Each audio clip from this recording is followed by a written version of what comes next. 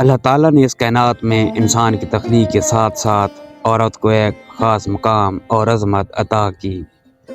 عورت کا وجود محبت، شفقت اور قربانی کا پیکر ہے۔ اسلام نے عورت کو عزت و احترام سے نوازا اور اسے خاندان کی بنیاد قرار دیا۔ حضرت آدم علیہ السلام کی پسلی سے حضرت حوا کی تخلیق اس بات کا ثبوت ہے کہ عورت اور مرد ایک دوسرے کے لیے لازم و ملزوم ہیں اور دونوں کا وجود اس دنیا کی تکمیل کا ذریعہ ہے۔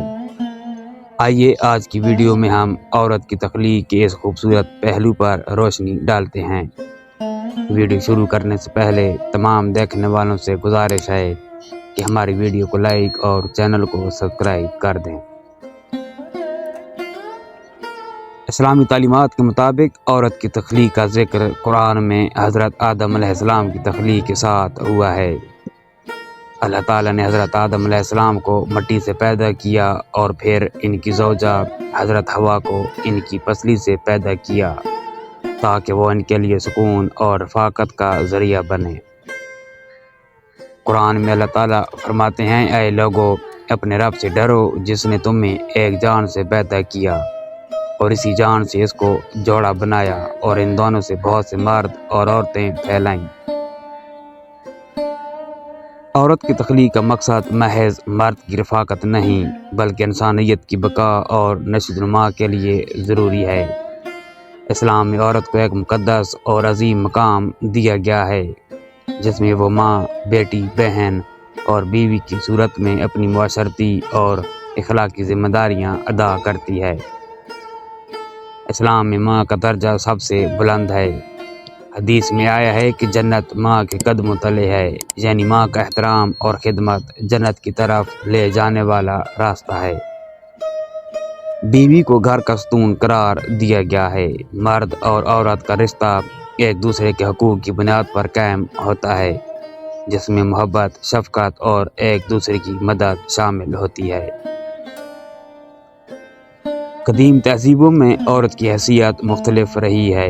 کچھ تہذیبوں میں عورت کو کمتر سمجھا جاتا تھا جبکہ کچھ میں اس کی بہت عزت کی جاتی تھی۔ مثال کے طور پر یونان میں عورت کو بہت زیادہ حقوق حاصل نہیں تھے اور اسے مردوں سے کمتر سمجھا جاتا تھا۔ عورتوں کو عموماً گھر کی چار دیواری میں قید کیا جاتا تھا۔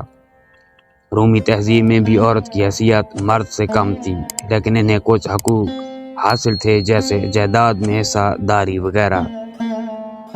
قدیم ہندوستانی معاشرے میں عورت کو عزت دی جاتی تھی اور اسے دیویوں کی طرح پوجا جاتا تھا، لیکن عملی زندگی میں عورت کی حیثیت بہت محدود تھی۔ جدید دنیا میں عورتوں کے حقوق میں بہت زیادہ تبدیلیاں آئی ہیں۔ آج کے معاشروں میں عورتیں تعلیم، سیاست، معاشرت اور تجارت میں نمایاں کردار ادا کر رہی ہیں۔ مغربی معاشرت میں عورتوں کے حقوق کی تحریک نے انہیں برابر کے حقوق دلوانے میں اہم کردار ادا کیا ہے۔ اسلام نے عورت کو ایسے حقوق دیے جو کہ اس وقت کی دیگر تہذیبوں میں ناپید تھے۔ مثال کے طور پر اسلام نے عورت کو جائیداد میں حصہ دیا۔ قرآن کے مطابق عورت کو والدین، شوہر اور اولاد کی جائیداد میں حق دیا گیا ہے۔ اسلام میں تعلیم حاصل کرنا ہر مرد اور عورت پر فرض کیا گیا ہے۔ حضرت محمد مصطفیٰ صلی اللہ علیہ وآلہ وسلم نے فرمایا، علم کا حاصل کرنا ہر مسلمان مرد اور عورت پر فرض ہے۔ عورت کو اسلام میں نکاح اور طلاق کے حوالے سے حقوق دیے گئے۔ اسے اپنی پسند سے نکاح کرنے کا حق دیا گیا اور ناچاکی کی صورت میں خلا لینے کا بھی حق دیا گیا ہے۔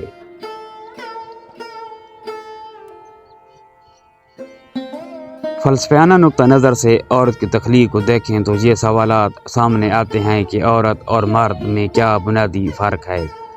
کیا ان کی تخلیق کا مقصد مختلف ہے؟ جدید فلسفیانہ مباحث میں ان سوالات کے جوابات میں اختلاف پایا جاتا ہے، لیکن عام طور پر یہ تسلیم کیا جاتا ہے کہ مرد اور عورت دونوں مکمل انسان ہیں اور ان کا کردار معاشرتی تشکیل میں برابر کا ہوتا ہے۔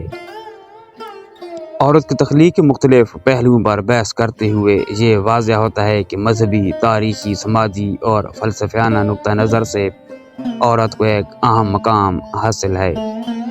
اسلام نے عورت کو عزت و احترام کا مقام دیا اور اسے مرد کے برابر حقوق دیے، جن کی حفاظت اور عمل درآمد معاشرت کی ترقی کے لیے بہت ضروری ہے۔